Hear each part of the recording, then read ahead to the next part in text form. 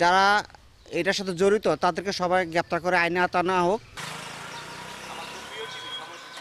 থমথমে গ্রাম, বাড়িগুলো নিস্তব্ধ, দোকানপাট বন্ধ।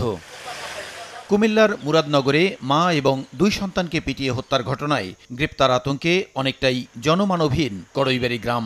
শুক্রবার রাতে নিহত রোকসানা বেগম রুবি, তার মেয়ে জোনাকি ও ছেলে রাসেলের লাশ পুলিশের পাহারায় দাফন করা হয়।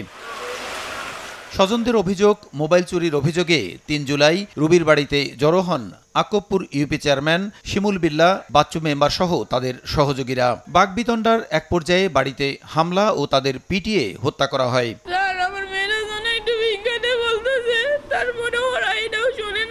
ওদেরকে ডাইরেক্ট হত্যাকাণ্ড না ঘটাইয়া আদালতে আইনের হাতে দিতে পারতো। কোন সময় কারে ধরে এজন্য মানুষ ঘরে বাইরে থাকতেছে না। যারা এটার সাথে জড়িত তাদেরকে সবাই গ্রেপ্তার করে আইনে আওতায় আনা হোক। এ ঘটনায় বাঙ্গুরা থানায় মামলা করেন নিহত রুবির মেয়ে রিক্তা আক্তার। মামলায় 38 জনের নাম উল্লেখ ও 25 জনকে অজ্ঞাত আসামি করা হয়। আমরা তদন্তে যাদেরকে এই সংশ্লিষ্টতা পাবো তাদেরকে আমরা আইনের সর্বোচ্চ আইনের আওতায় নিয়ে আসবো। এদিকে রাজধানীর কারওয়ান বাজারে মিডিয়া সেন্টারে সংবাদ সম্মেলনে র্যাব জানায়, কুমিল্লার মুরাদনগরে ট্রিপল মার্ডারের ঘটনায় 6 আসামিকে গ্রেপ্তার করা হয়েছে। একটি মোবাইল চুরির পর থানায় অভিযোগ করা নিয়ে মব সৃষ্টির মাধ্যমে এই হত্যাকাণ্ড।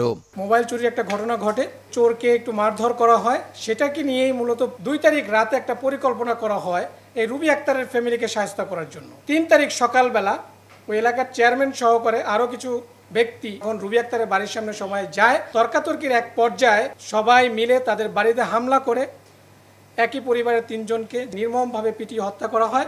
অপ্রীতিকর ঘটনা এড়াতে কড়ইবাড়ি গ্রামে মোতায়েন রয়েছে পুলিশ। প্রসূন আশিস, সময় সংবাদ, ঢাকা।